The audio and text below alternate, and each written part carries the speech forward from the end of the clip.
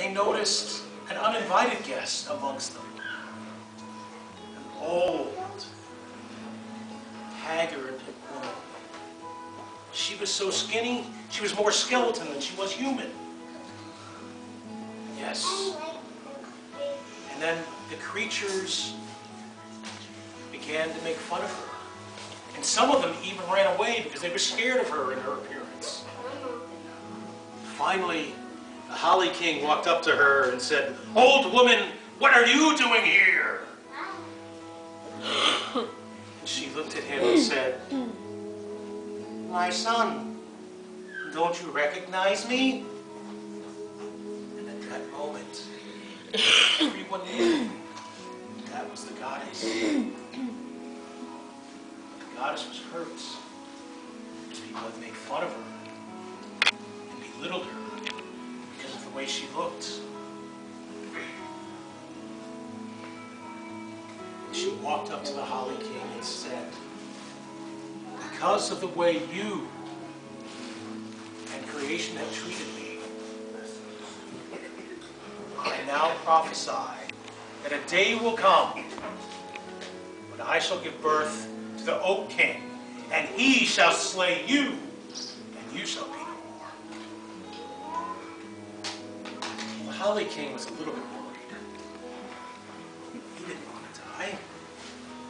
So he decided he'd lock up the goddess, this old crone, in the highest tower in all the world. So he took her up. He walked up around and around and around to the very top room of this tower in the castle. And then he boarded up all the doors. He walled up all the windows except one. And that was a south-facing window. Now, why did he leave one open? He left one open so the birds could bring his mother something to eat and water to drink. That's right. But then, each day, as the goddess woke up, she would go to that south-facing window and face the sun. And she would absorb all the energy and warmth and light from the sun. And in just 4 short weeks, she was ready to give birth to the Oak King. The Oak King was born a full-grown man. And this was very hard on the mother. And she lay down to sleep. The Oak King, not knowing better, thought that she was dead. And he swore his revenge on the Oak King, on the Holly King, and said, "I will go kill the Holly King." And he turned himself into a big, soaring golden eagle. And he flew out that south-facing window. And he hunted down the Holly King all over the earth. Finally, he caught the Holly King on the seashore by a great big ocean. And there, the Oak King withdrew his bow and fired his arrow straight into the Holly King. And you know what happened? He died. The Holly King went poof. He was no longer there. He vanished. He vanished? He vanished. You know where he went? Where? Underworld. He went straight to the underworld. That's right. And when he was at the underworld, he noticed a beautiful young maiden. And he realized it was the goddess. This is a true story, isn't it? This is a true. There's truths in this story, yes. Yeah.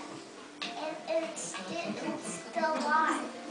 Okay, let me finish the story, okay? So he sits down next to this beautiful young maiden, who is actually the goddess. The goddess turns to him and says, "Because of your actions, this shall be the way of the world from now until the end of time. You will have the wheel of the year." And he began to cry, for he did not understand. And she took him by the hand and said, "Son, do not worry. I love you as I love the Oak King. And each summer, when the sky and the sun are bright and high, you too shall come forth. And you shall reign, and I shall call the Holly King back to myself." Well, that's why the Holly King, or I, Father Yule, give you presents at this time of year, so that you will know that there is goodness. But I only give the presents to good boys and girls, as I don't want you to be mean to other people or to the goddess the way I was on that very first Yule. Now, after a while, the Oak King went back to the tower where he was born. He ripped open the doors and he walked up the tower. And he found his mother lying on her bed. And he realized that there was a small amount of life within her. So he decided, I must warm her cold body.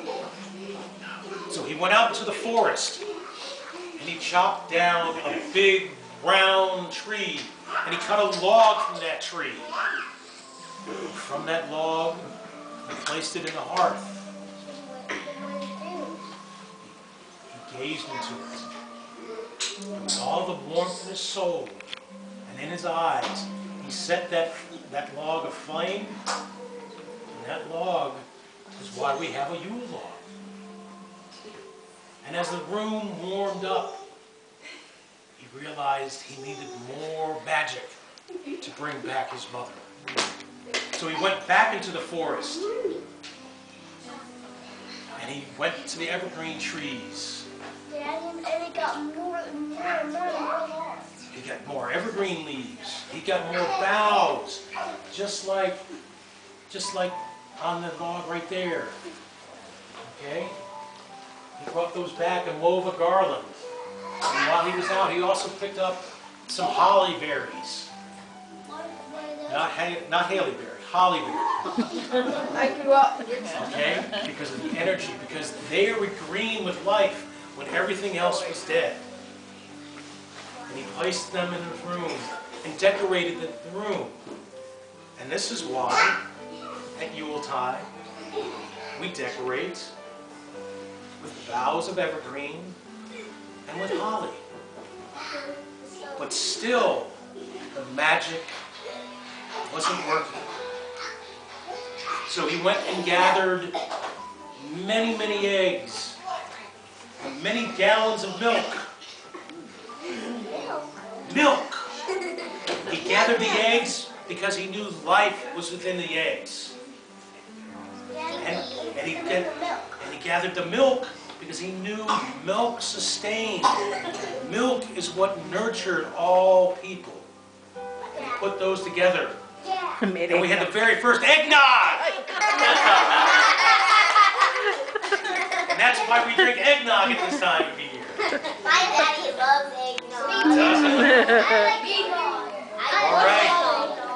So this shows that the things we do at Yuletide are rooted in tradition. And we do these traditions to honor the goddess and the Holly King. You like that story? Yeah. Good. I love eggnog. You like the eggnog part? Well, guess what? We got some eggnog outside. So if you would like to come on and get you some eggnog, we can do that. Okay? All right. Yay. Not quite yet. We still have to put our Yule log on the fire. We're going to give each